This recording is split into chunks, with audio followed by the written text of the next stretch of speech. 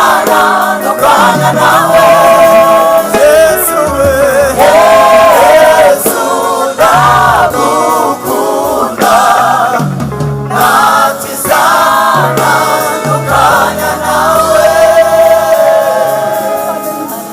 Haleluya. Abaririmbyi batambuka baturira Imana, tugiye guhaguruka kuko tugiye kumva ijambo ry'Imana mu mwanya uri imbere.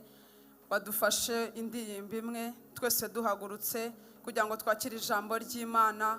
Abaririmbyi nabo baraba barimo gutura Imana iduhereze umugisha.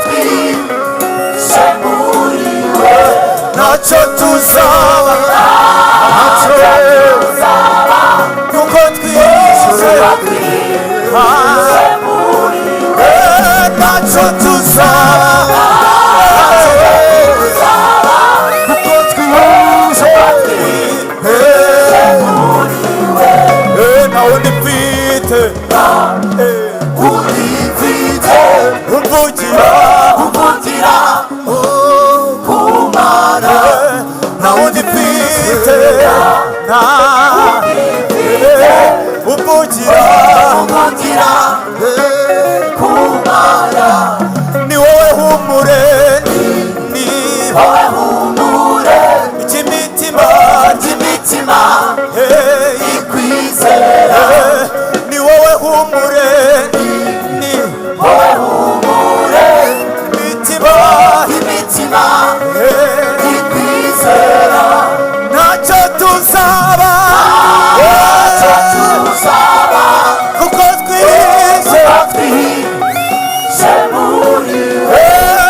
ntacyo tuzaba kuko ntacyo tuzaba kuko twihishe ntacyo tuzaba kuko twihishe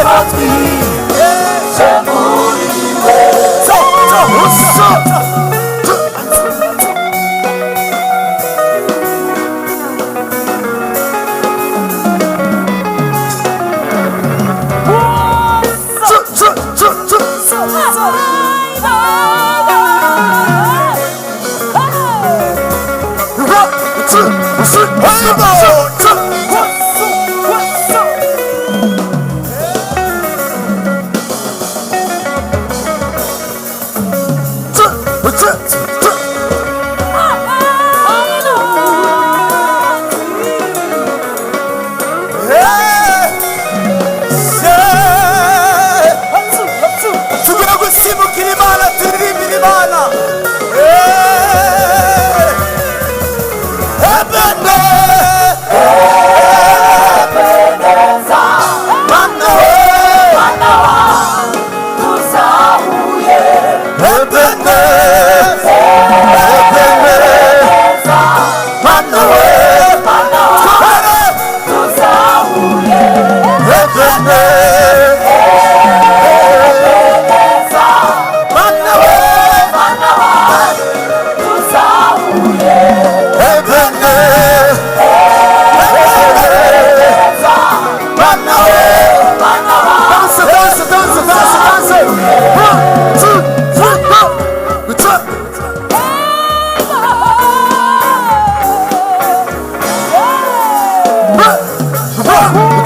Let's go!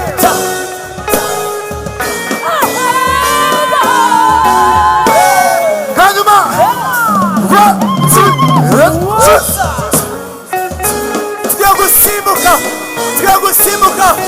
Hey! Hey! Hey!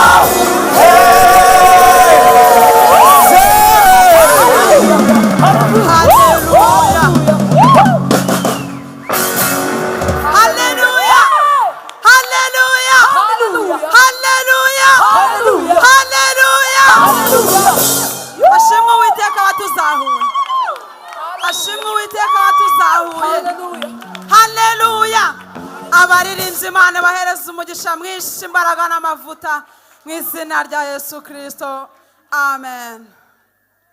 Haleluya. Tugeze mu kanya keza, akanya ko kwakira ijambo ry'Imana, akanya ko kumenya ngo noneho ni gute naba mfite agakiza kandi nkagafatanya n'iterambere kandi ntihagire icyangirika muri byose. Tugeze mu mwanya mwiza wo kumva ijambo ry'Imana.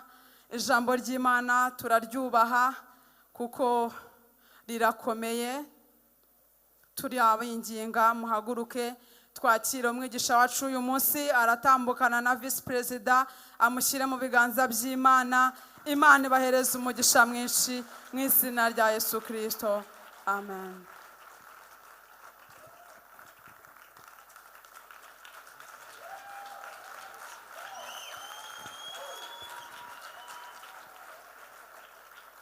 Reka dusenga Imana. Data mu izina rya Yesu, Ebeneza, Imana yatuzahuye, waratuzahuye turi mu byaha, niwatuma twicwa nabyo, wohereza Kristo nk'ikimenyetso cya salvation. Turagushimye, turagushimye, turagushimye, turagushimye. Warakoze kuduha Kristo nk'ikimenyetso cya salvation, ageze mu buzima bwacu turushye, aratuzahura. Nibyo twirataga imbere y'umwanzi Satani. Turavuga ngo twebwe twarazahuwe, twazahuwe n'umwami Yesu, guhera ku musaraba Igorogota kugera mu mva ikuzimu. Aragenda, aragenda, aragenda, aragenda, aragenda, azamuka urupfu anesheje. Twarazahutse. Turi hano muri uyu mugoroba kugira ngo tumenye uwo murimo mwiza wakozwe, tukaba abana b'Imana tutari tubikwiriye, ariko kandi tube muri iyi si turi civilize muri mind, tudafite icyo tubuze rwose. Kuko mu byakozwe n'intumwa hatuha amakuru y'ukuntu iterero rya mbere ryabagaho, bakavuga ngo nta mukene wabaga muri bo. Bari bafite mindset, bagiraga big picture mind, batekerezaga ibintu byagutse, bakagira Kristo, bakaba bafite agakiza, ariko kandi bari na civilize, ntawagiraga icyo akena. Nguyu umuyoboro ushimye ko uyu mugoroba abo mugende mwisa nawe ugacamo ukivugira mwa. Imitima yacu irashonje, imitima yacu ifite inyota, ariko turabizi neza ko ivumbatuye ikiganza cyawe uhaza ibyaremwe byose. Hallelujah, hallelujah, hallelujah, hallelujah. Move of God, komeza ugenda avuga. Move of God, komeza ukora avuga. Move of God, komeza uganza avuga. Mu izina rya Yesu. Urakoze Kristo.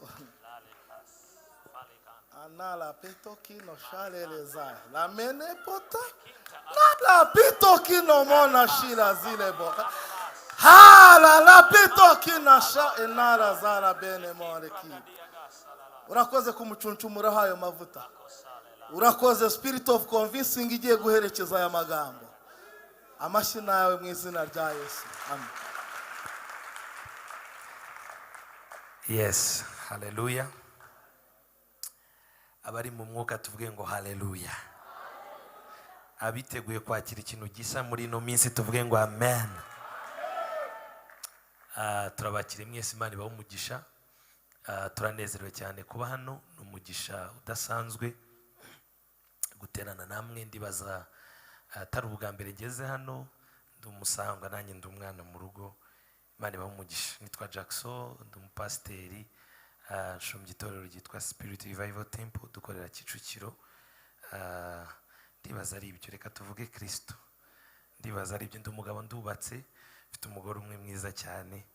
Imana ibahe umugisha. Oya yakome neza, nta bibazo, yakome, dore niyo yayo. Yes. Ndibaza twese twakiranye nabo twagendanye. Imana ibahe umugisha. Hari abagiye baza nyuma kubera jam yari nyinshi. God bless you guys kushyigikira. Reka bahaguruke mwongere mu bakomera amashyi. N'aba mama, abakobwa, abapapa beza. Imana ibahe umugisha. God bless you. Yes. So ndi umwana mu rugo nk'uko nari mbivuze.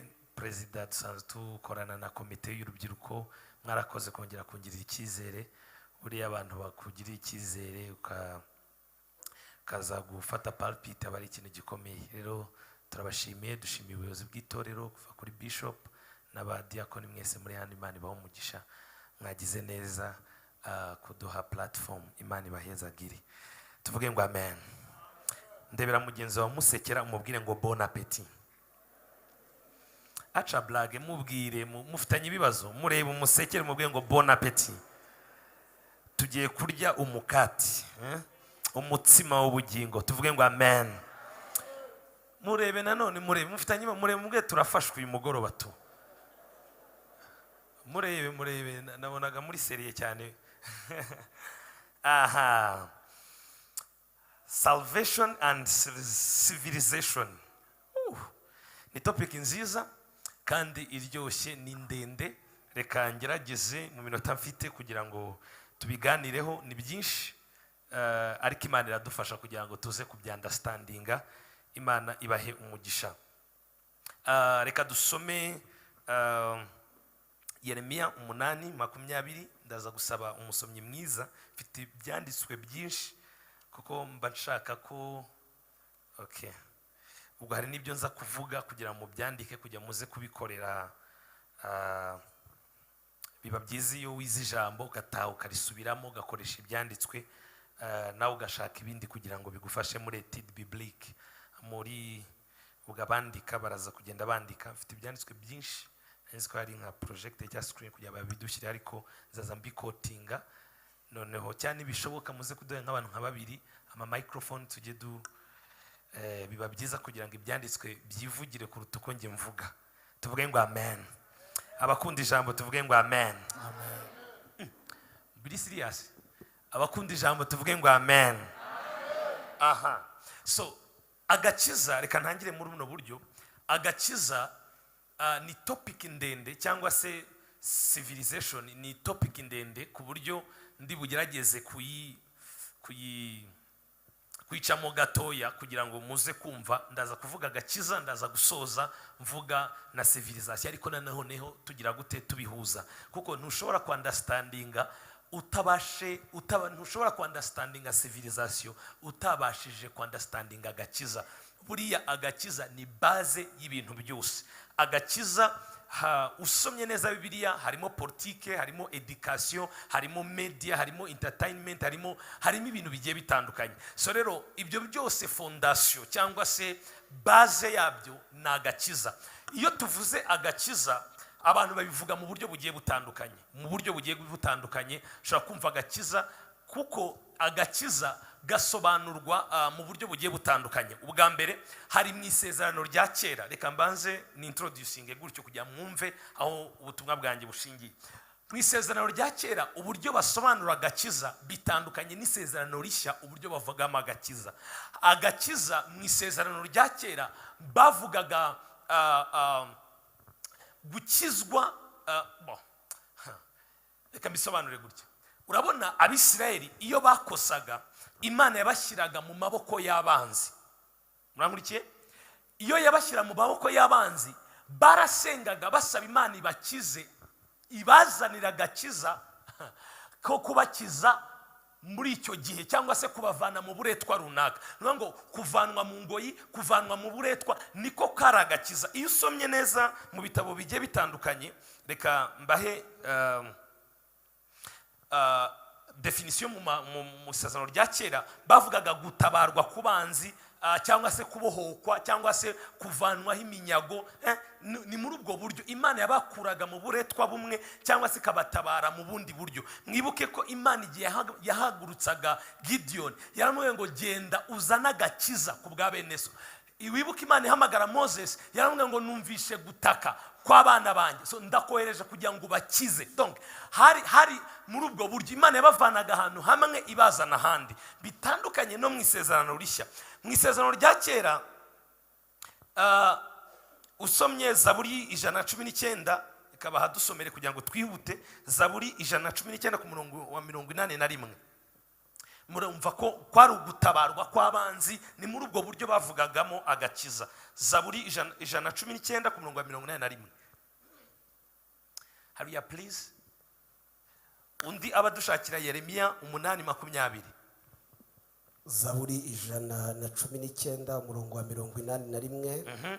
Umutima wanjye ugushwa isari no kwifuza agakiza kawe. No kwifuza agakiza kawe, ariko niringira ijambo ryawe.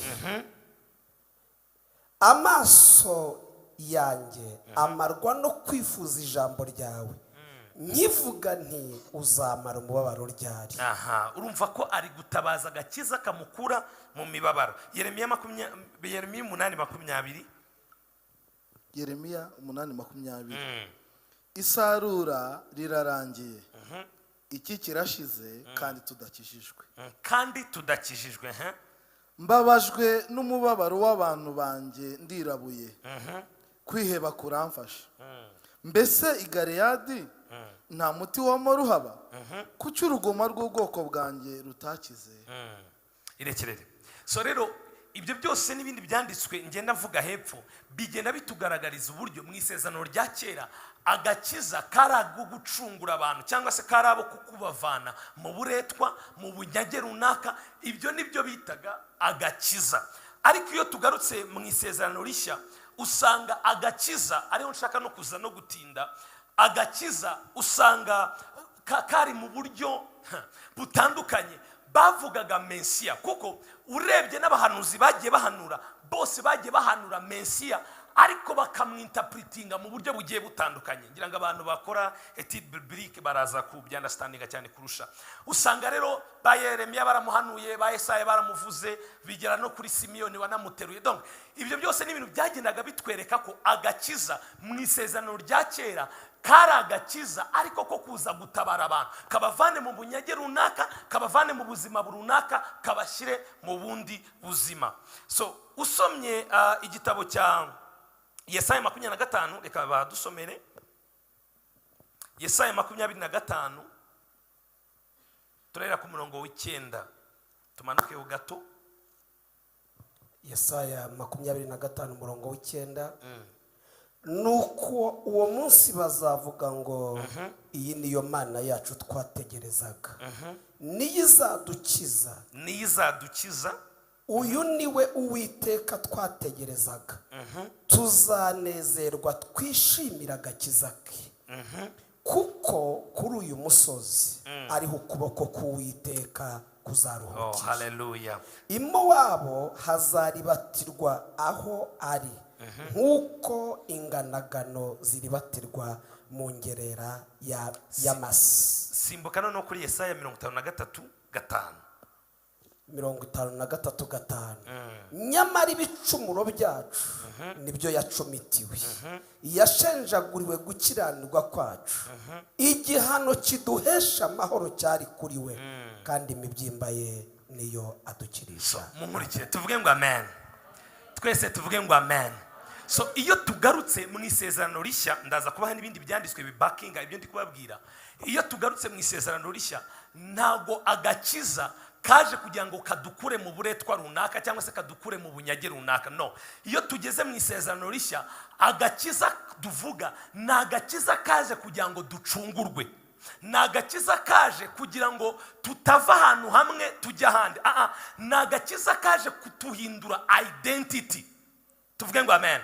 Urebye mu isezerano rishya, agakiza iyo bavuga meaning y'agakiza, bavuga meaning yo guhindurirwa izina, tugahindurwa abana b'Imana. Bibiliya avuga muri Yohana 1:3 ngo murebe urukundo data wa twese yagize ate, yadukunze, rwatumye twitwa abana b'Imana, kandi koko niko tugize gute, niko turi. Mu yandi magambo, iyo urebye mu isezerano rishya, interpretation y'agakiza itandukanye niyo mu isezerano rya kera. Mu isezerano rya kera twavaga muri place imwe tukaza mahandi, ariko naho bitaduhaye security ko tuzahaguma. Ahubwo mu isezerano rishya nuguhindurirwa amateka, nuguhindurirwa identity, tukava mu bo twari turibo tugahinduka abandi. Tuvuge ngo amen. Mumure biraza kuza. Tuvuge ngo amen cyane. So rero iyo tuvuga agakiza mu isezerano rishya, nagira ngo tuyumve neza, ni concept cyangwa se ni filosofi nifuza ko buri mukristo wese, buri mujene, buri mumama, buri mupapa wese uri hano agira understanding. Kubera iki?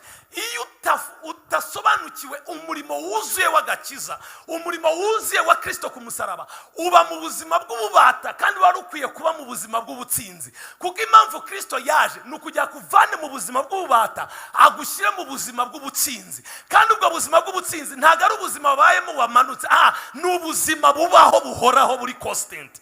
Tuvuge ngo amen. So rero hano bibiri tubwiye neza ko igihano cyari kuri we. Tuvuge ngo amen. Yesaya 53 ongera dusubiremo my brother. 5:3 ndagira ngo tuhumve neza. 5:3 ni hara waruri 5:3 please hurry up nyarutse. Yesaya 53:5 reka dusome mu izina rya Yesu. Nyamara ibicumuro byacu, umva neza ibicumuro twebwe twari dufite, muranyumva neza? nibyo yacumitiwe. My goodness, mwari magambo yagiye mu cyimbo twebwe twagombaga kujyamo. Yashenjaguriwe gukiranirwa kwacu. Komeza. Igihano kiduhesha amahoro cyari kuri we. Irekera aho ngaho. Iyi ni exchange, mumurike neza. Isi yari ipfuye, isi yari ibabaje kuko amategeko yarananiwe gucungura umwana w'umuntu. Abahanuzi bari bananiwe gucungura umwana w'umuntu. Ibitambo n'ibindi byose byari binaniwe. Hari hasigaye igitambo kimwe, ku buryo no mu ijuru inama yateranye baribaza ninde wundi wabasha kubumbura icyo gitabo. Nuko intare yo mu muryango wa Yuda yagize gute? Yahagurutse. Mu guhaguruka umva icyari kije kugira ngo ibyari bituriho abidufate abyishyireho. Noneho ibyo wagombaga gukorerwa we abikorerwe. Noneho identity yari yiyambuye ayifate wowe ayiguhe biciye mu kwizera. Mani magambo, iyo tuvuze kwizera tuba twizeye Kristo n'umurimo yakoze ku musaraba. Uwo murimo yakoze ku musaraba niwo witwa agakiza. Uzi impamvu? Agakiza ntabwo ari filosofi igoye. Agakiza ntabwo tukajyana mu giheburayo no, agakiza n'umugabo witwa Yesu Kristo. Niyo mpamvu iyo ufite Yesu Kristo agakiza uragafite. Biratubwira muri Yohana 3:16 kuko yakunze abari mu isi cyane byatumye itanga umwana wawe w'ikinege kugira ngo umwizera wese atagira gute? Umugabane wacu wa mbere wari uwo kurimbuka, ariko kuba twaramwizeye Kristo nta mugabane wo kurimbuka dufite kuko turi abana b'ubugingo buhoraho. Hari umuntu wavuga ngo amena cyane. No, mfasha kubwiriza uvuge ngo haleluya. So kwizera Kristo egal impano yitwa ubugingo buhoraho. Ubugingo buhoraho ni impano uhabwa muri Kristo Yesu, kuko biravuga ngo abari muri Kristo Yesu nateka bazagira gute? Bazacirwaho. Tuvuge ngo amen. So agakiza ni Kristo.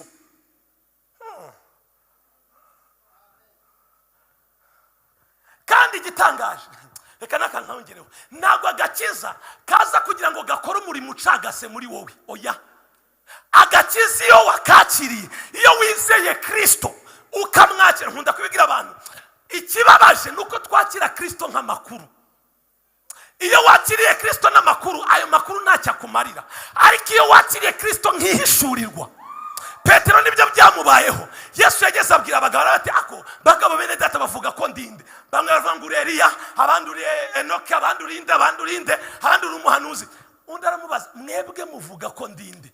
Hayaya Petero ati wiyuzura umwuka wera. Aravuga ngo wowe uri Kristo umwana. Yesu aravuga ngo ntabwo ari inyama n'amaraso. Tubanze twumvikane, si inyama n'umwuka wihishurirwa. Mu magambo, iyo Kristo utaramuhishurirwa, Kristo wamenye abari idini. Kristo utarahishurwa, Kristo abari idini. That's why benshi tubaye mu buzima bw'uretwa, mu buzima bwo kubatwa, kandi Kristo twitwa ngo twaramwakiriye. Tuvuge ngo amen. Ko mutangiye guhindura amasura. Tuvuge ngo amen. Twongere tuvuge ngo haleluya. Kristo iyo mwakiriye nk'amagambo, iyo mwakiriye mwami Yesu ndakwakira imbere, no, birenza amagambo watuza. Birenza amagambo watuza. Kristo arenza amagambo watuza. That's why abagabo bahuye nawe personally, abo bagabo bageze kure kuruta bahuye nawe mu kivunge. Buriya Yesu wo mu kivunge atandukanye na Yesu wawe personal. Petero, Paul yari yarazonze itorero ritoteza, ariko umunsi yakubitanye na Kristo mu kayira k'i Damasiko yahise avuga ati mwami mbwira urinde ngo nkukorere. Paul kandi yabikoraga azi ko ari gukorera Imana. Mu yandi magambo, ushobora kuba uri kurwanya Imana uzi ko ukorera Imana. Icyo nicyo bita idini. Ugira ngo idini rirwanya Imana ritari kuyikorera. Exactement. Umunsi yahuye nawe, my dear, nta muntu wahuye na Kristo wasigaye ubuzima bw'uko bwari buri. Nibibaho. Uko wakwijijisha kose turabimenya ko wahuye nawe. Ntushobora guhura. Igihe kimwe bafashe Petero batangira kumutoteza. Hagira umuntu uvuga ngo amena cyane.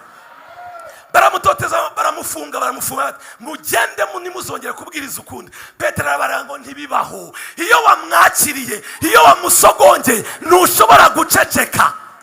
Hango mbese tubumvire cyangwa twumvire we. Igihe kimwe Paulo baramufata, mango n'ugiye Yerusalemu barakwije bati no gupfa niteguye gupfa. Uzi impamvu? Iyo wasogongeye ukamenya ko Yesu agira neza, ntushobora. Iyo tuvuga gakiza tuba tuvuga Kristo. Nta wundi wari kuzana igisubizo cy'isi atari Kristo.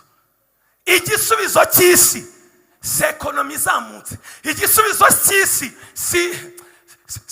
si systeme cyangwa strategy zikomeye, no. Usibye ko nabyo ari byiza. Igisubizo cy'isi ni Kristo, kuko niwe mwami w'amahoro. Tuvuge ngo amen. Tuvuge ngo amen. Abajwife benshi cyangwa se abayisirayeli benshi bahanurirwaga ko Mesiya azaza. Uzi impamvu bamwihakanye? Bamwihakanye kubera ko uwo bari ishusho y'uwo bari bategereje ntago ariyo shusho Yesu yajemo. Kuko bari baje ko aje ari Mesiya, aje kubakuraho uburetwa bw'ingoma y'Abaroma. Bagiye kubona babona umwami bari bategereje ngo avukiye mu muvure. Hati wapi? Uyu si we. Ariko bari mu mwuka, muri buka bashumba n'abanyabwenge ngo bagiye bakurikirana inyenyeri. Mu magambo, spiritually hari ikintu cyari kiri kuba kugeza aho baca ku mwami bati hari undi mwami wavutse. Ino nyenyeri kuko bari abahanga, iyi nyenyeri iza gakeya, iyi nyenyeri isobanuye ko niyo mpamvu iyo uri mu mubiri Kristo ni wamwumva.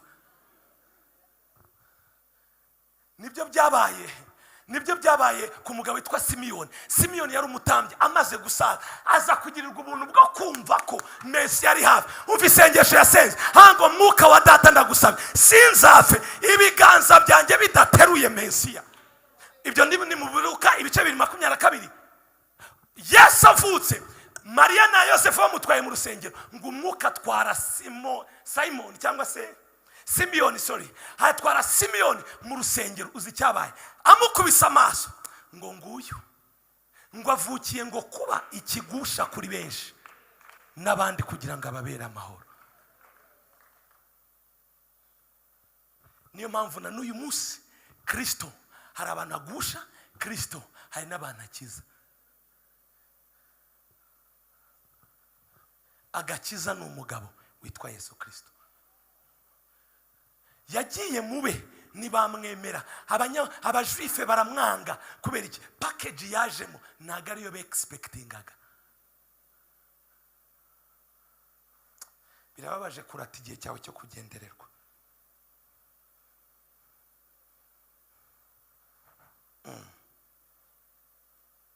Wadusomera Petero wa mbere 1:10.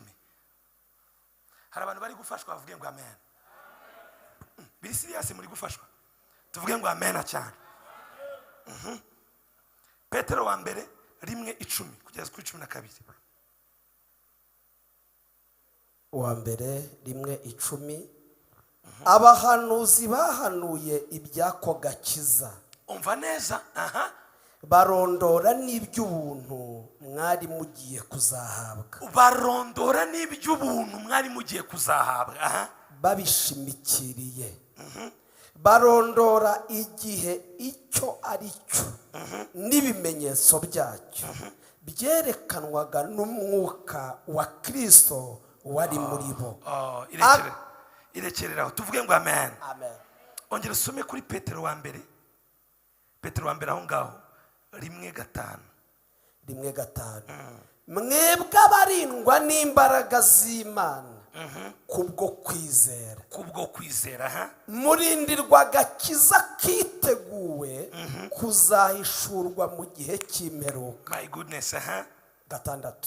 Nicyo gituma mwishima nubwo ahari mukwiriye kumara igihe gito mubabazwa n'ibibagerageza byinshi. Reka mbabwire akantu kamwe gakomeye hano. Tuvuge ngo amena cyane. Bakristo twavuze ngo amena cyane. Ubundi Kristo abenshi dore ikintu kiduconfusing. Reka kano kantu nkavuge dukomeze. Tuvuge ngo amen. Tuzi ko Kristo kumwakira icyambere ahita duhindura ubuzima bwa finance. Ngo ahita ahindura amateka.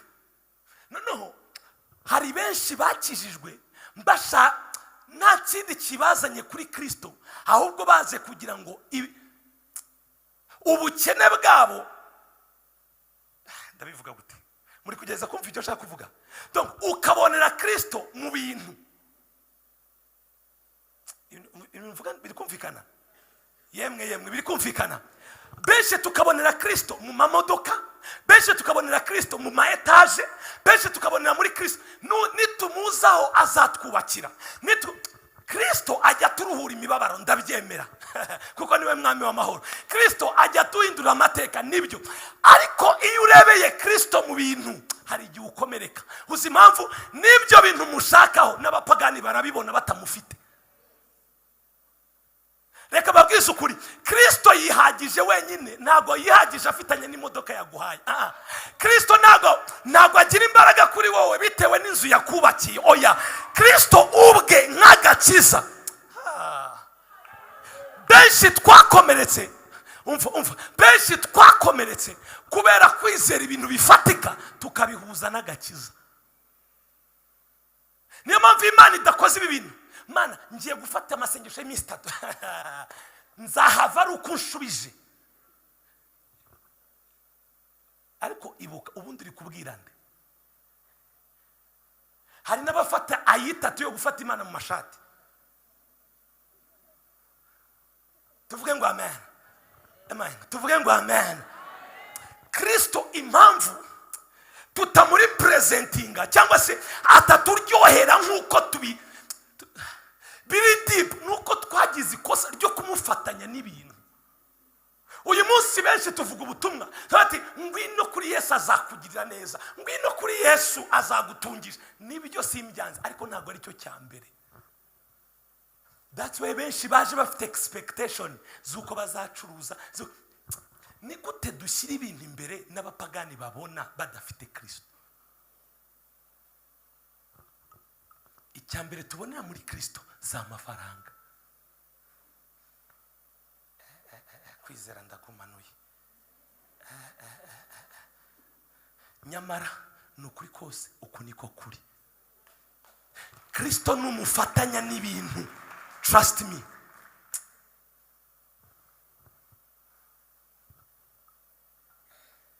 Kristo numufatanya n'ibintu uzaba desi. Umva rero mubabwire cya kabiri. Tuvuge ngo amen. Agakiza twakiriye ku musaraba. Bibiliya usomye mu isezerano rishya. Usomye mu isezerano rishya usangamo ibintu bitatu. Agakiza bakavuga nk'agakiza kari past, bakakavuga nk'agakiza kari present, bakakavuga nk'agakiza kari fitiri mu gihe kizaza. Murangurikiye neza? Impamvu nta yindi. Iyo bisomye neza aho twasomye muri Petero wa mbere 1:5 mushobora kugera mukakorera etide na Petero wa mbere 2:2. Byose byose byagufasha kugira ngo understanding ibindi kuvuga. Iyo usomye usanga muhandike muraza kwasoma nta kibazo muhurikire. Iyo usomye usanga agakiza karavugwaga muri past, kakavugwa muri present, kakavuga no muri future. Turumvikana bwoko bw'Imana. Umva neza. Impamvu ki ibindi kuvuga biteye confusion ndetse no muri iki gihugu cyacu cy'u Rwanda harimo confusion n'amaerezi agiye atandukanye. Ugasanga bamwe turavuga ngo reka tubikore byararangiye, byose yarabirangije ku musaraba kuko ubanzi nawe wenda Gisozi bitarahagera. twebwe iwacu hakurya iriya umuriro waratse, tuvuge ngo amen. Iteka iyo ukoresha umusaraba mu nyungu zawe uba upfusha ubusa umusaraba wa Kristo. Murangurikiye neza ubuntu twagiriwe. Hagira dusomere Tito wa kabiri, Tito ibice 2 ku murongo wa 11. Nyarutse wumva ukuntu Bibiri tubwira. Tito 2:11. Tito 2:11. Kuko ubuntu bw'Imana buzanira abantu bose agakiza bwabonetse. Aha 12. Butwigisha kureka ubwo buntu bwatuzaniye agakiza, kuko ubuntu ni Kristo, niwe yaje yuzuye ubuntu n'ukuri, niko Yohana muvuga. So ubwo buntu twakire muri Kristo butwigisha kureka kutubaha Imana n'irari ry'iby'isi, bukatwigisha kujya twirinda dukiranuka twubaha Imana mu gihe cya none. Tuvuge ngo amen. Mbabwire agakiza cyangwa se ubuntu ndi kuvuga, iyo ukibwakira, kuko ubuntu buzanira agakiza abantu bwose bwarabonetse, ariko ubwo buntu iyo bukugezemo butangira kukwigisha muri wowe, butangira kugukoramo akazi bwo kukwigisha dore ukwiye kugenda gutya, dore ukwiye guca, dore ukwiye. Niyo mpamvu Yesu yabwiye Petero aramubwira ati Peter, follow me, I will make you, ngo nkurikira nzaguhindura umurobyi w'abantu. Nkunda kubivuga, uza kuri Yesu ukuri, ariko iyo umugezeho ntakwemerera kuguma uko waje. Uranyumva neza? Uza uremerewe n'ibyaha, uza urushye, ariko iyo umugezeho icyambere arakuruhura, kuko niwe munyembabazi, akugirira ibambe, kuko niwe.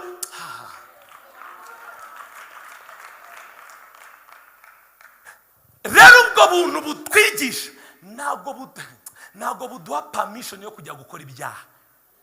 Paul arabivuga mu Baroma 6:1 ngo mbese dukora ibyaha ubuntu busaga, ati hoya ntibikabeho. Umva rero, niyo mpamvu bagaragaza agakiza nk'akari muri future. Uzi impamvu? Uko ugenda wunguka Kristo muri wowe niko agenda kwigisha. Buriya icyaha ni resulta wa Kristo muke muri wowe. Mwangurikiye?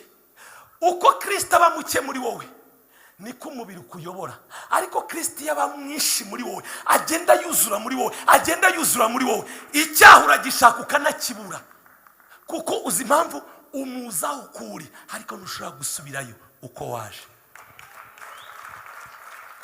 That's why yavuze ngo yemwe abarushye n'abaremerewe. Ikibazo duhita twumva ko ari abaruhijwe n'amadeni, no, ni abaruhijwe n'ibyaha. Nimba hari ikintu cya mbere nabonye kirushya ni ibyaha.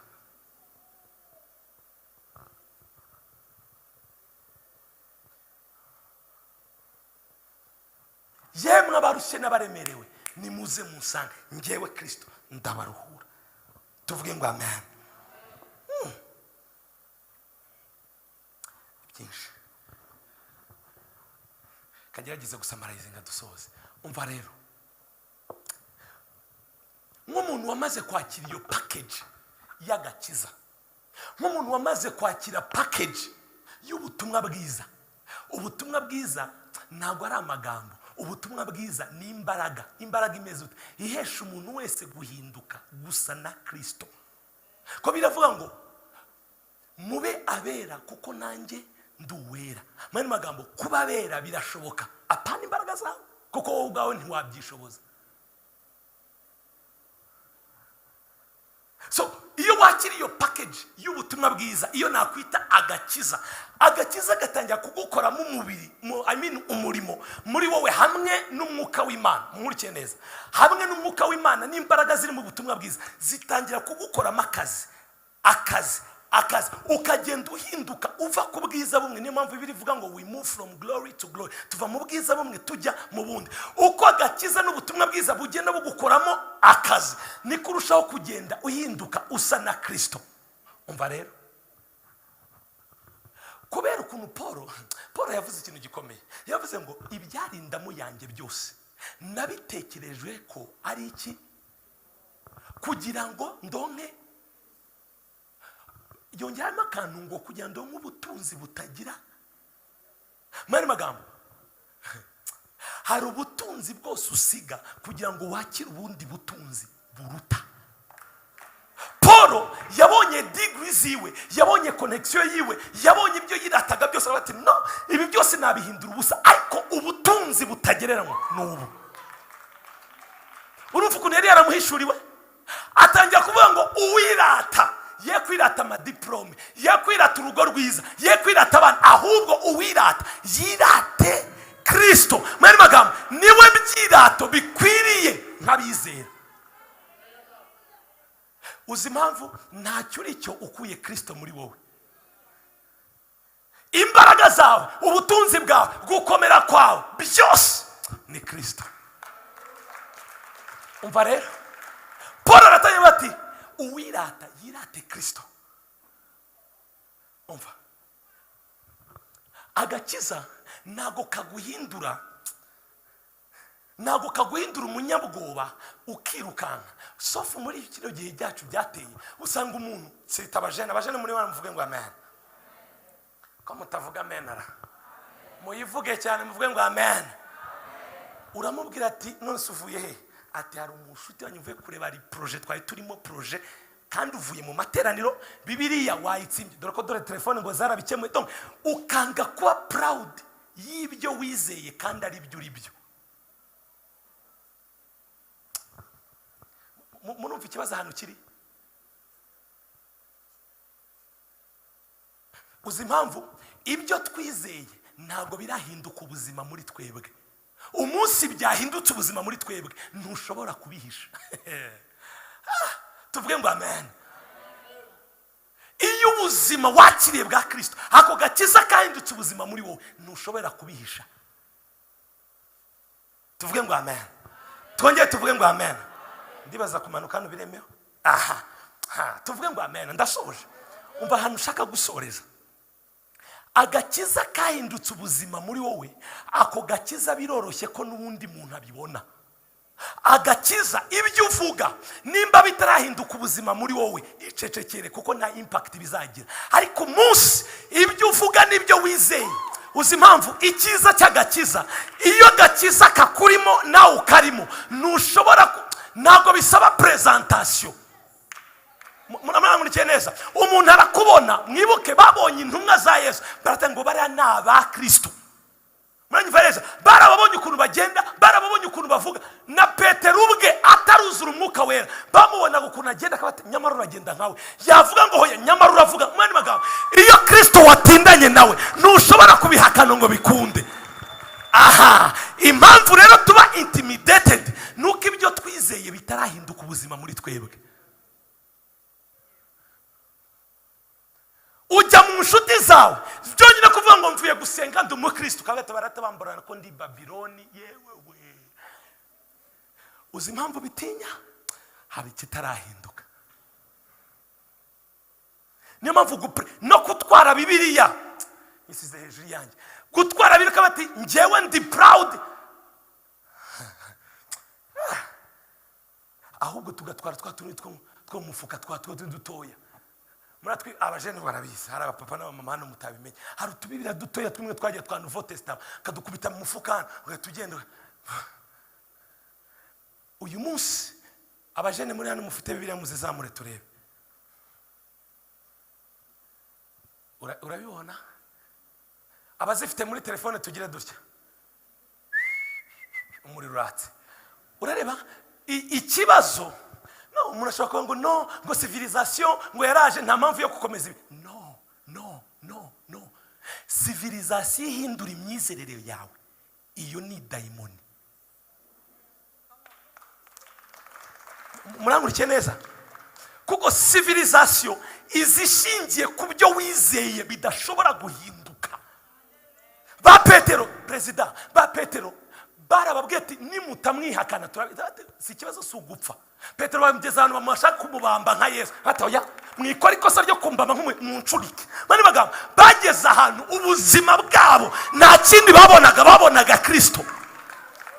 Uyu munsi agakiza twakamenyemo amazi, gufungura tukoroshya no, iyo wizeye Kristo imyizerere yose nta kindi uhumeka ni Kristo.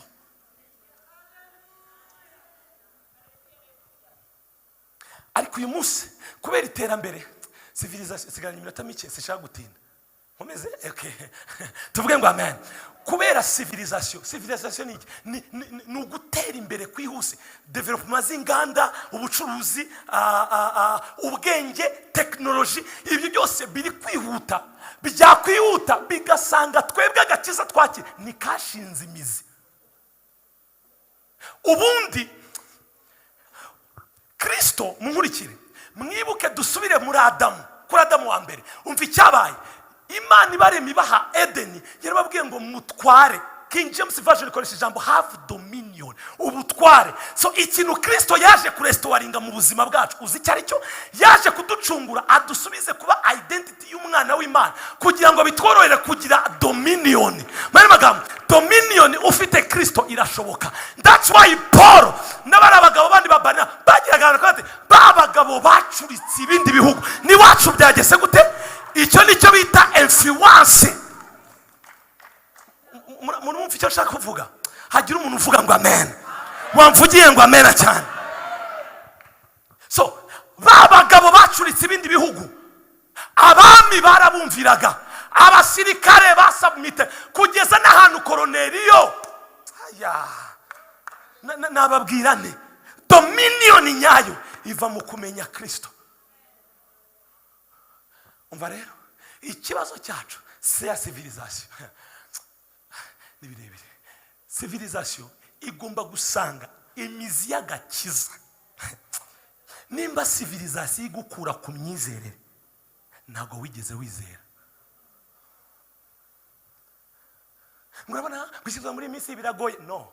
Uziko n'abakijijwe kera bari bafite ibigusha nk'ibyacu, hajya twitagatifuza ngo no urareba social media breve none se ngo ubutinganye ibintu byo Sodoma nigo murabahazize iki?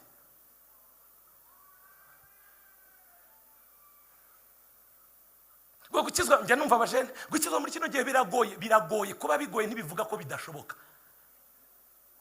Bishobora kuba bigoye ariko birashoboka.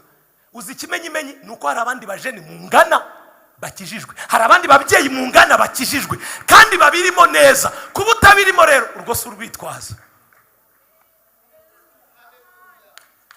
Uzi impamvu Satani ari gukoresha civilisation kugira ngo aze anyeganyeze imizi y'agakiza k'abana b'Imana. Arabizi neza ikintu cyadukubita n'ubwoba bw'ubuzima. Urabona ibintu biri kwihuta, byakwihuta ugasigara utaho ngaho. Reka nkwereke, nimba hari ikintu nabonye muri Kristo habamo icyo bita divine speed. Muribuka ibyabaye kuri Eliya papa. Eliya amaze kubwira umwami ati irukanka imvura irahaje, tipe we yaragurutse. hari imbaraga. Sinzi uburyo na Yesu ubwe yohereje abigishwa timwambuke, tingenda basanga urahagera ute, tindagera ku mazi. Yesu azake. Donc ikibazo si ugusigara inyuma, ujya wizera ko even though wabona wasigaye inyuma hari imbaraga za Kristo tubona zakwihutisha ibintu. Reka mbasobanuze ikindi. Muri uko umugabo witwa Obededom, ni gute umuntu akira mu mezi 3? Sobanura iyo fenomene. Uzi ikintu Satani adukubitisha cya mbere ni ubwoba bw'ubuzima. Ejo nzabaho gute, abana banjye bizagenda gute? Reka mvuga aka kantu gakomeye, muvuge ngo amen. Mbabwira vuga ngo avance mubwira kandi daimoni yose yagutera iba yakinguriwe na daimoni yitwa ubwoba. Nta mwuka wose wakwata ku buzima bwawe utakinguriwe n'umwuka w'ubwoba. That's why umwuka w'ubwoba ni mubi kuruta indi myuka yose. Kuko Satani aratangira akakwereka idolari ryazamutse, ubucuruzi, amafaranga dore ku kazi, sarereza. Ubundi tubwizanye ukuri, koko ubayeho kuko winjije ari amafaranga? To be honest, reba expenses ugira, urebe na income zawe. Benshi muri twebwe hano badufunga, umuvunya tugezeho kudukora audit badufunga, kuko uburyo tubayeho birenze uburyo twinjiza. Ibyo bintu wabisobanura ute? Erega wikwijijisha, urabizi nawe ukuntu ubayeho. Hari ibintu udasobanura, hari amafaranga kugera mu ntoki utabonera justification. Okay. So kubaho kwawe n'ugushyira muri sarere, Satani azahora kubohesheje ubwoba bw'ejo hazaza. That's why Bibiliya ivuga ngo mbeshwaho no kwizera. Abakiranutsi banjye bazabeshwaho no kwizera. Ibubona umuriro watse, abapapa mwebwe n'abamama nukuri nta kibazo, ariko abajene ibiri hano hanze, babyeyi muri mu hano, musengera abajene. Uzi impamvu? Urashaka kwirukanka nk'uko uwo mwiganya aho ageze, mwajipa kimwe. Ikitwishe ni ukwikompiyaringa. Urabizi aho uturuka, urabizi nawe akaturuka. Wayo ushaka abo twiganye, abo twagendanye, abo twagize. No, ufite ikimani kuvugaho, uri unique. Nta mpamvu yo kugira pressure. Bajene muri hano muvuge ngo amen. Mbabwire, hari ikintu cyamaze ubwoba mu buzima. Nyibabwire, ibintu byiza byose bihoraho. Kuba ntabifite uyu munsi, ejo wenda nzabigira. Ubwo bufite iPhone, twatangiye kuri iPhone kangahe? 5 ni 5. Uyu munsi ugeze kuri kangahe? Urumva ukuntu ibiri kwihuta? 15 already yasohotse. Maybe ko taragera mu Rwanda, ariko I think ariko yasohotse. Izo zindi etape 10 zose zije zite? None ugenda usare. Ubu uyu munsi hari abantu bari kuri 7+, imitima yabavuyemo. My dear, tuza. Ikindi cyakabiri nshaka kukubwira, dore ahantu amadepresiyo ava mu nzu y'Imana. Mukurikire neza. Bajene munkurikire, wikwijijisha, nakuziye rega, wikwijijisha, munkurikire. Uzahana amadepresiyo ava nugushaka kubona iby'Imana itarakwizera kukugezaho.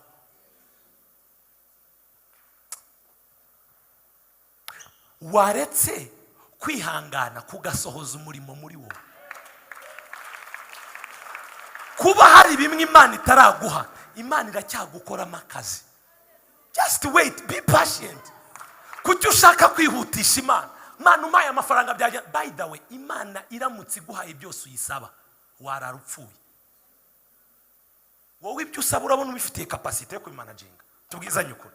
Zira miliyoni ubwire Imana mpa capital ya miliyoni. Byonyine ubona 500,000. Demarche igahita ihinduka. Amateraniro kabati nzajya y'ubutaha. Ibaza Imana iguhaye 10,000,000, wazasubirayo? Hari ibintu Imana igomba ko imitima yacu iragusha. Biravuga ngo umutima w'umuntu n'umutindi.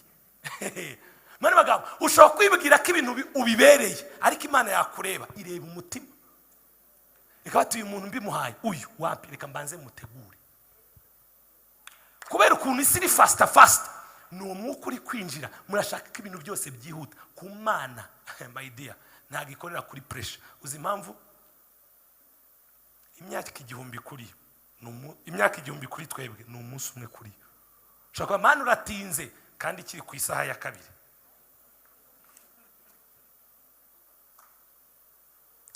Icyo ugomba kwizera nuko yavuganye nawe, niyo kwizerwa. Buriya ntushobora kumva nk'umutungo ukomeye nk'amasezerano. Mwanyumva neza? Buriya amasezerano nubona ari kwihuta cyane uzasenge. murakumvisha ako kantu bakristo mureke two iterambere ryo kudushyiraho pressure dutuze mwibuke ko imana yacu ni imana iri babivuga gute iri internet internet ni internet nyine donc ni iteka rero nta pressure y'igihe ifite wowe ushaka kuba ufite pressure y'imyaka ariko kuri yo iricaye iri kudiringana nawe reka mbwize ukuri mujye mwemera ko natwe tugoye wowe ubona kuguhindura ari ibintu byoroshye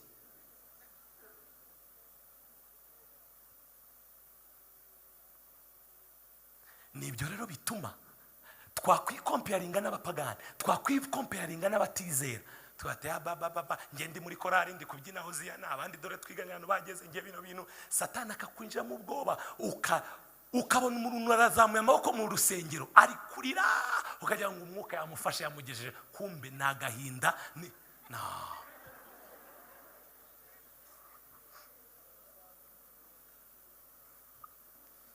tuvuge ngo amen tuvuge ngo amen iterambere ni ryiza kandi reka mbwize ukuri gutera imbere kuri twebwe ni must ni itegeko kuko biratuvuga ngo itarimanye umwana wayo vrema yabuzwa n'iki mwibuke mu iteruro rya mbere mu byakozwe n'intumwa nta mukene wagiraga gute ufite ubwoba bw'iki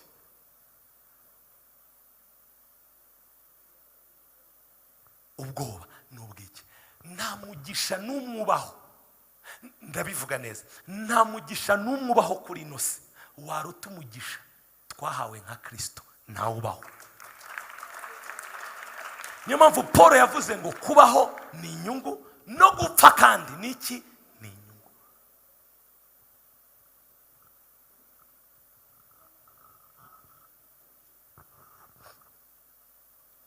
bwoko bw'Imana reka Kristo muri wowe abanza abe mwinshi muri wowe reka agakiza kawe kabanze kagire fondasiyo iterambere niriza ntago rizakugusha iterambere niriza uzaribona nk'ibintu nyine tubiraho Imana iduha biratubwira ijambo rikomeye mwuka wera urakoze ngo mubanze mushaka ubwami bw'Imana no gukiranuka kwayo ibindi muzagira gute dore iterambere rero risanze agakiza katafashe urabihindukiza ukabanza ugashaka ibindi gukiranukana n'ubwami bikaza nyuma nicyo benshi turimo niyo mpamvu turi bize bishoboka mu kazi muri diru nzita simyanze ariko we are bize reka mbwize ukuri ukuntu utarara utariye cyangwa ugomba kurya gatatu ku munsi ni nako ugomba kugaburira wa muntu wawe w'imbere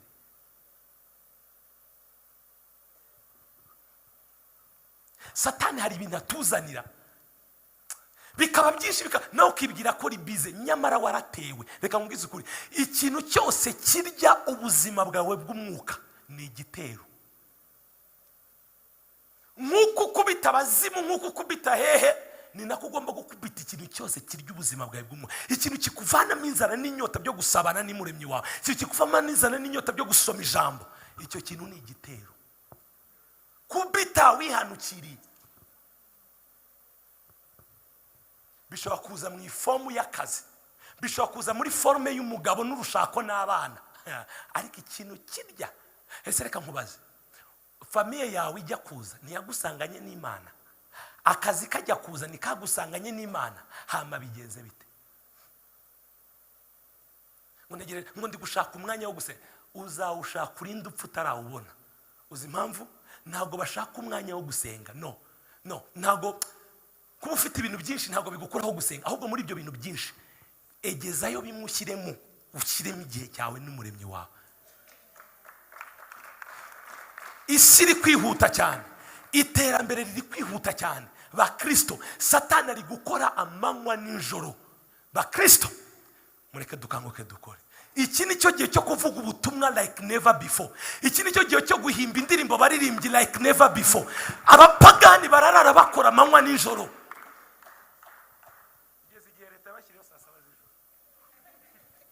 twebwe sasa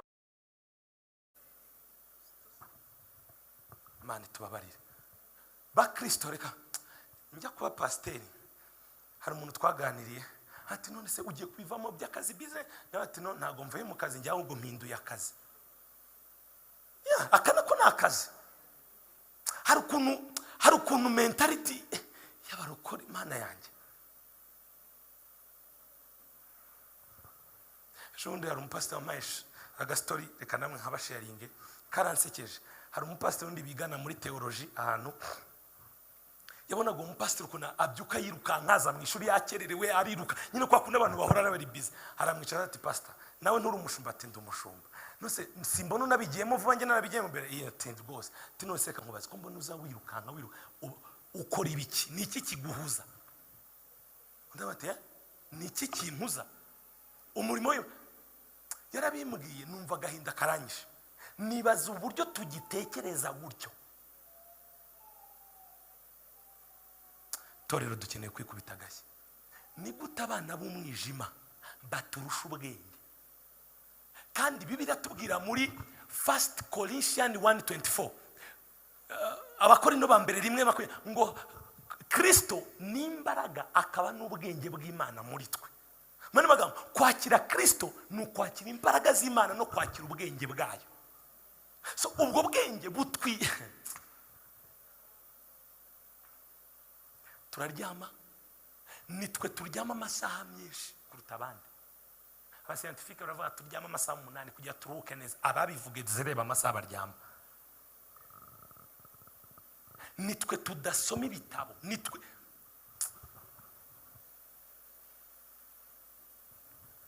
ba Kristo. Umva mbabwiza ukuri, gutunga Kristo ntago biduhindura injiji. Gutunga Kristo ntago bitugumisha ahantu hamwe tuvuga ngo turajya mu ijuru no. Ahubwo gutunga Kristo n'ubwenge twakira butwereka ni gute twinjira muri sphere zose, ni gute twinjira mu misozi yose tukajyanamo Kristo. Twese hano ntago tuzaba baba pasiteri ngo duhagarara tubwirize no. Ahubwo agatuti kawe kari muri ya kampani ukoramo, agatuti kawe kari kuri uriya musozi uhagazeho. Reka mbwize ukuri, umusozi w'ubucuruzi ukeneye abahanuzi, umusozi wa politike ukeneye abahanuzi.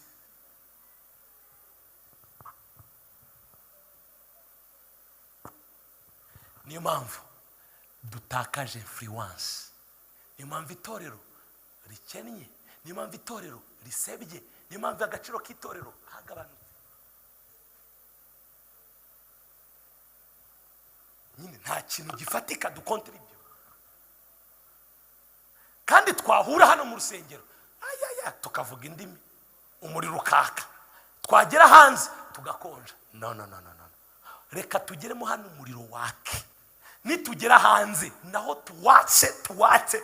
None niba tubona bavuga ati akaba abantu nabahehe, nibaza bakakubaza bavuga ngo ni Kristo ukora ibi ngibi.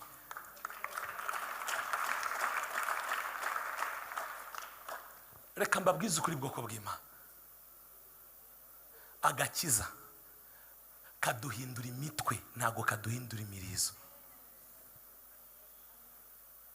Ni gute mu kazi ari wowe mukozi ubu wa nyuma, performance ni zero, mu bakerererwa ni wowe wa mbere, mu badakora neza akazi ni wowe.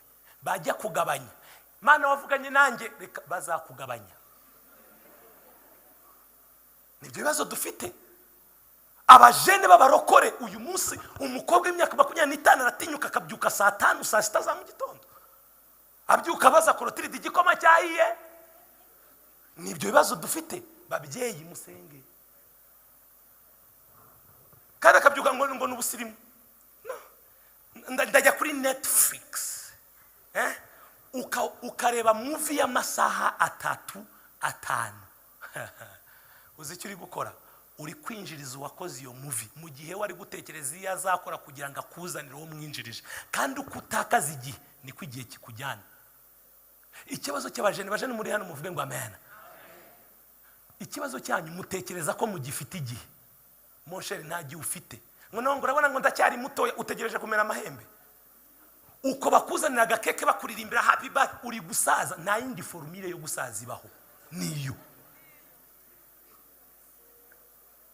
Ngewe ejo bundi nari umusore simbuka na 17. Ejo bundi papa ntabwo ubyibuka, ejo bundi ukiri mutoya imyaka igiye ite? Kubera kuvuga ngo ndacyari muto sha, uri kugenda nuko bagenda.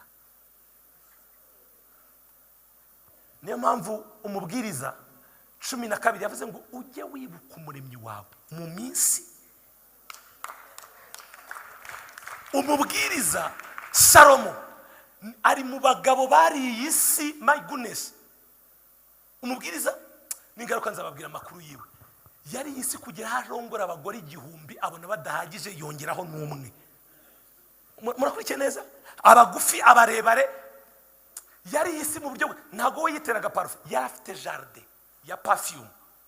Abo bagore bose ntago yitereteraga, no, yari afite abagore b'intyoza bajyaga kumuteretera bati mwami twakuboneye minyone.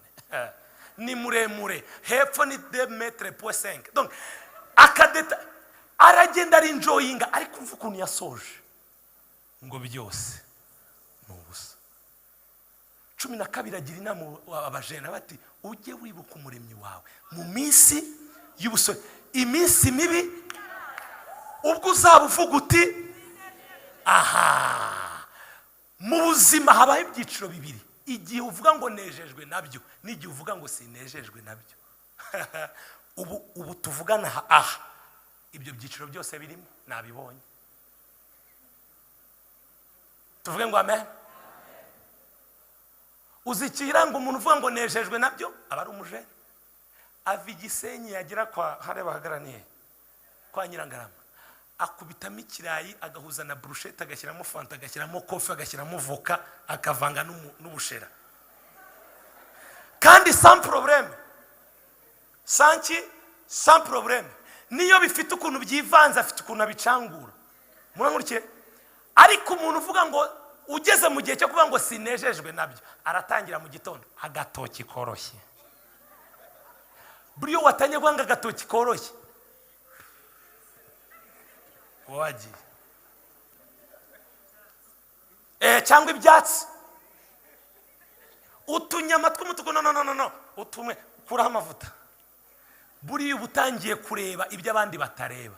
Bajene muri hano duhagurukije aba babyeyi bababwira ngo mureke kurangara, ukora akore hakiri kare. Igihe kigenda ntago kigaruka. Kora, jya mu kazi pagasa, garuka mu rusengero, korera Imana. Ubusore bwawe bwibuke umuremyi wawe. Nugera mu gihe cyo gusaza umva ikizaguha amahoro, amarangamutima yawe cyangwa conscience ni iki? Umutima nama uzaguturisha. Nugera muri cyagihe bati tuza, wakoreye Imana mu mbaraga zawe, tuza. Ikizaguha amahoro naho imbaraga z'ubusore bwawe uzaba warazishoye. My dear, shora hano ntuzahomba. Dawidi yaravuze ngo nari umusore none ndashaje, sinari bwigere mbona. Reka mbabwize ukuri bwoko bw'Imana, this is the right place to invest your youth. Aha niho hantu hakwiriye ho gushyira ubusore bwawe, ho gushyira imbaraga zawe. Uzi impamvu nubishyiramo hano ntuzigera wicuza. Hari ababishyizemo batigeze bicuza, hari abaraye basimbuka batigeze Satani uko yagutera kose ntazagutera gusohora mu nzu y'Imana, kuko umunsi yagusohoye mu marembo y'inzu y'Imana ukabyemera azagukubita, kandi amahirwe yo kugaruka azabagoranye. That's why ngwino kwa Yesu kuri. N'icyaha nikizagukure mu nzu y'Imana, n'amagambo ntazagukure mu nzu y'Imana, n'igikomere ntikizagukure mu. Waje gushaka Imana ni waje gushaka abantu. Shyiramo imbaraga bwoko bw'Imana.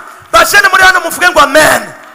Muracyari mu gihe icyo wabiba cyose cyasohora, ahubwo ikibazo ubwo butakurimo bw'ubusore. Reka nsoreze kuri kane. Narakamenye papa, ubusore bwose aho buva bukagera buzicuzwa.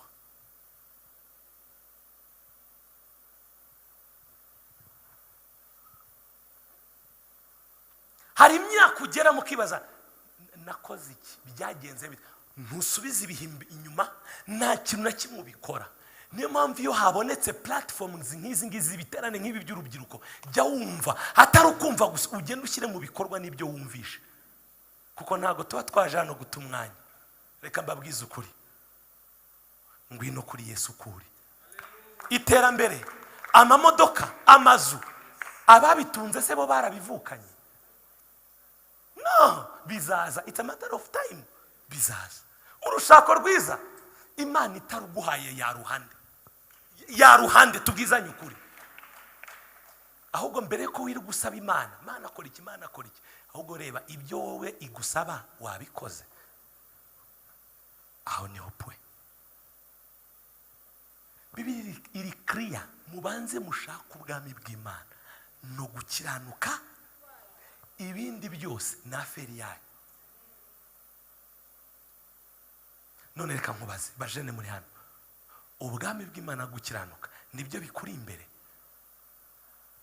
niyo heartbeat yawe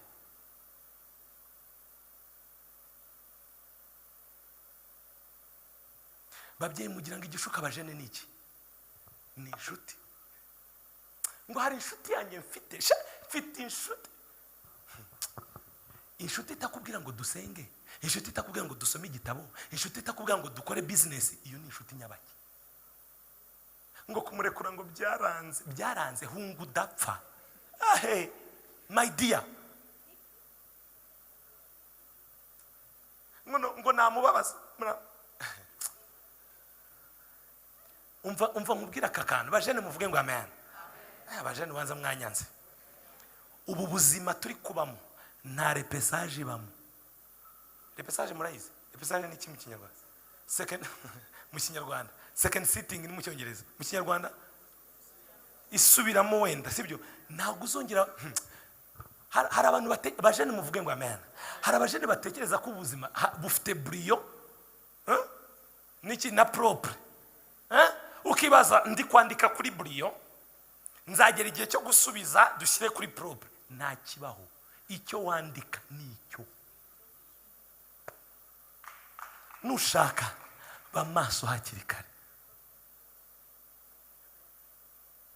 kora bigishoboka shaka Imana bigishoboka reka mbwize ukuri uri umujene ushobora gufata iminsi 3 usenga ushobora kumara amasaha 3 upfukamye uri gutogota mu cyumba cyawe wafunze uyu munsi hari imyaka abapapa bageramo yanapfukama iminota 30 agahita yumva apfukamye amasaha 3 ntabwo wamurenganya ni imyaka kandi aho ari nawe uzahagera ikibazo ni ukuhagera wakoze iki kora icyo ugomba gukora hakiri kare Yesu avuga ijambo rikomeye muri Matayo Yohani 9:4 something 9:4 ngo nkwiriye gukora imirimo y'uwantumye hakiri ngo burenda kwira igihe umuntu aya niyo manywa yawe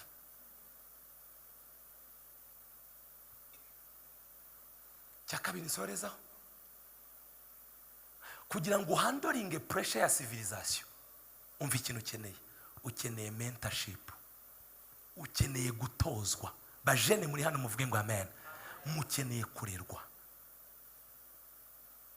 ibubona biguruka ushaka kugurukana nabyo hari ababanje kugurukana nabyo bagira ingaruka zabyo ziri negative n'iziri positive basange bakuganirize bimwe mu bintu binaniye abajene benshi muri kino gihe ni uguca bugufi bakarerwa bakigishwa sirito noneho reka bazagusange mu muhamagaro nk'Imana yarakubwiye ati uzaba umuhanuzi gira noneho gutya ubone uri gusenga urebe gacu tubyuka ndi profete kandi abaprofete bagenda gutya no Imana kuvuga ngo uzamuvuga ubutumwa mpuzamahanga wavuga ubutumwa bagutumira igiterane cyo birarangiye ntabwo birarangira uracyafite byinshi byo kwiga papa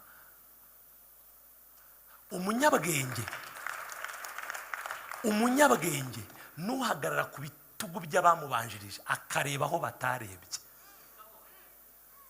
reka mvuga akantu gakomeye revo wigaho urugero wigaho rungana n'urugero uzagezwaho buri Imana ntishobora kukugeza kure ntishobora kukugeza ahantu harenze kapasite yawe. Uko wagura kapasite yawe yo gushaka ubwenge, yo gushaka wisdom, trust me, niko Imana igenda ikuzamura. Benshi mu bajene, my dear, ntabwo ari we muhanuzi wa mbere ubayeho, ntabwo ari we muvugabutumwa wa mbere ubayeho, ntabwo ari we muririmbyi wa mbere w'igitanga. Uza abaririmbyi babayeho, babaririmbyi bicaye he uza abaririmbyi babayeho muri iki gihugu uyu munsi bari he? Uza abacuruzi babayeho. Ibanga no kurerwa. Uzi impamvu kurerwa papa, ikintu nabonye bigabanya amakosa kuri kwigishwa. Urashaka kugera ahantu kure, emera wige. Mu muhamagaro iga, muri career iga, igishwa, kunda kwigishwa. Yego Imana yavugana nawe, yego Imana yaguha amasezerano, ariko wibuke ko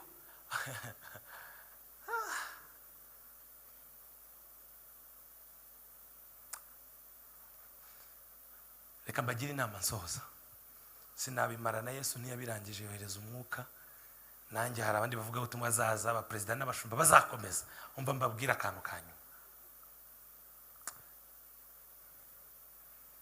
Ibanga rya byose ngwino kwa Yesu. Nta kindi. Kansoreze kuri kano. Yesu arihagije. Yesu aryoshye ukwe.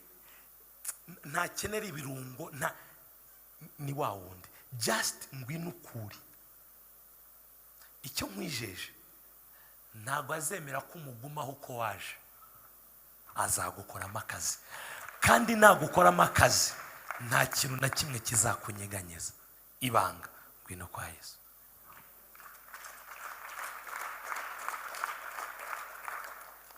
Civilization ni nziza, gusa neza ni byiza, kwiga ni byiza, byose ni byiza.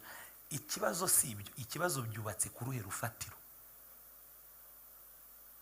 Wibuke muri ku mugani Yesu yaciye w'inzu yubatswe ku mucanga n'inzu yubatswe ku rutare.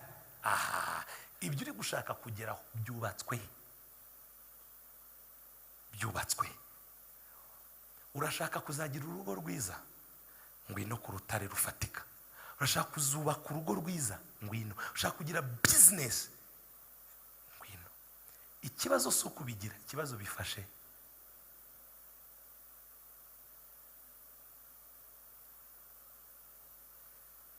Muhaguruke dusenge. Dukomere Yesu amashyi.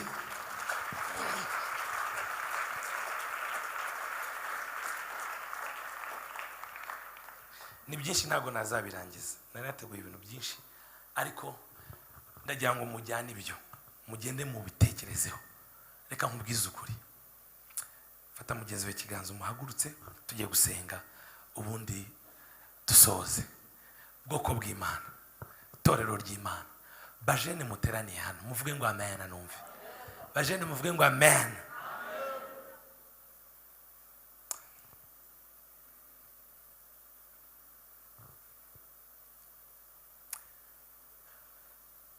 Nukorera Imana utayivangira, ntabwo izakuvangira. Nukorera Imana ukiri mutoya, ntizaguhemba warashaje. Ibanga ngwino ukuri kuri Kristo. Ukuri ngwino. Bya bindi bikuzuyemo, creating umwanya wo gusabana n'umuremyi wawe. Azagenda agukoramo akazi. Ubutumwa bwiza si amagambo, ubutumwa bwiza ni imbaraga. Agakiza kemerere kagukoremo umurimo, kuko agakiza niko gashinzwe kukurinda, wowe ntabwo wakarinda. Kankubaze, agakiza urakarinda cyangwa karakurinda? Nimba kakurinda, reka gakora umurimo muri wowe. Gakora umurimo muri wowe gute? Usabana, utindana n'umuremyi wawe. Secret place yawe ihagaze gute? Najya nkubwire, ngwino kwa Yesu. Tugiye gusenga.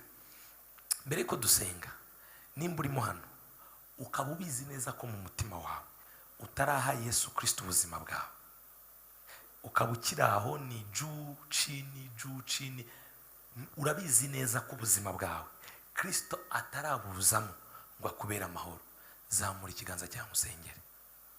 Wifuza guha ubuzima bwa Yesu Kristo, zamura ikiganza cyawe. Urabizi neza?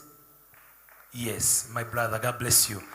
Urabizi neza ko nkurikira wireba abandi ndeba, urabizi neza ko mu mutima wawe utarakira Kristo ngo atangira gukoremo umurimo.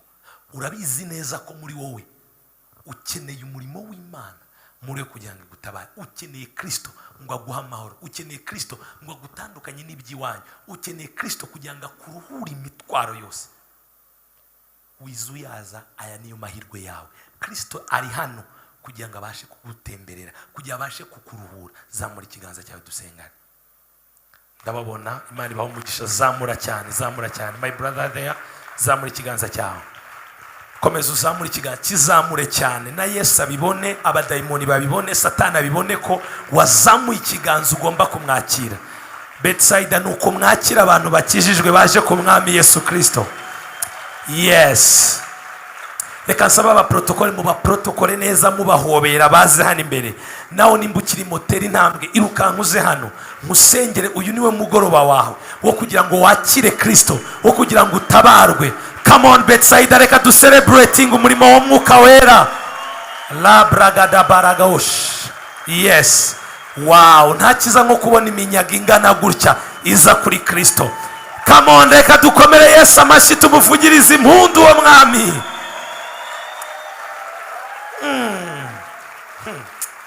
Ay. Iyi nge niyo sareri yanjye. Ubu nge akanjye karangiye. Tuvuge ngo haleluya. Reba abajene bavuye kwa Satani. Reka mbwize ukuri, misiyo yacu ni uguhombya ikuzimu tukungura ubwami bw'Imana mu izina rya Yesu. Yes. Zamura nimba urimo nawe, zamura ndacyagutegereje. Uri kubyigana n'umutima, uri kumva nkora iki? Ngwino kwa Yesu. Banguka. Agira dukora kuri piano. Banguka dusenge. Banguka, irukanka. Hari undi usigayemo?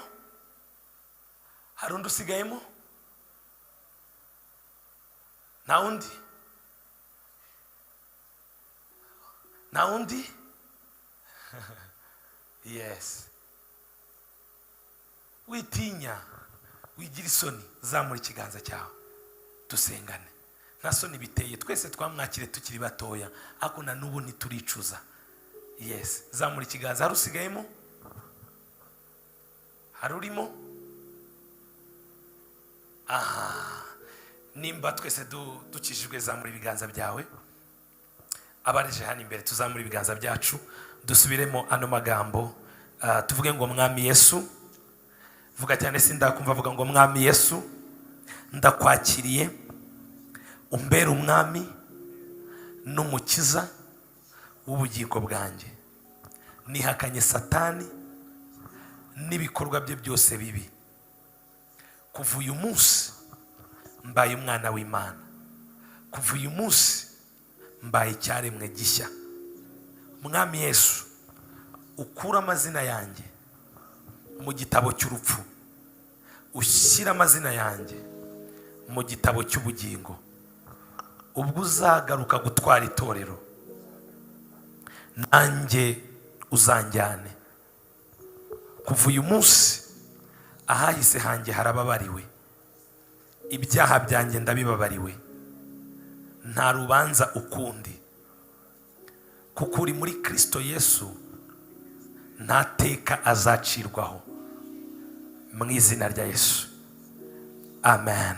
Reka muzamure ibiganza byanyu tubasengere. Mana nziza, urakoze kubw'uyu murimo mwiza ukoze mu bari b'abajene turabasengeye kugira ngo imbaraga z'umwuka wera zibane nabo kandi zibakomereze muri uru rugendo rushya batangiye mu izina rya Yesu Mwami. Nyemerera kugira ngo uwo mwuka wera utangirane urugendo nabo, ubigishe, ubahishurire mu izina rya Yesu Kristo. Urukundo rwawe, ubuntu bwawe bibabeho kandi cyane mu izina rya Yesu Kristo. Ndasenze kugira ngo Papa ubarindire mu buntu bwawe. Mwuka wera muri bo ntihazagira usubira inyuma, muri bo ntihazagira utentebukirwa, ahubwo bazavemo abakozi bawe, bazavemo ababyeyi, abagabo badasanzwe bamamaza izina ryawe mu izina rya Yesu Kristo. Urakoze Mwami, tugukomeye amashyi, tugushima mu izina rya Yesu. Amen, amen. Kambasabe mukurikire protokole babafashe. Imana ibahe umugisha. Reka dukomere Yesu amashyi menshi kubw'ubugingo bugarukiye Kristo. Yes, Imana ibahe umugisha kandi Imana ibagire neza. Imana ibagire neza. Bless you.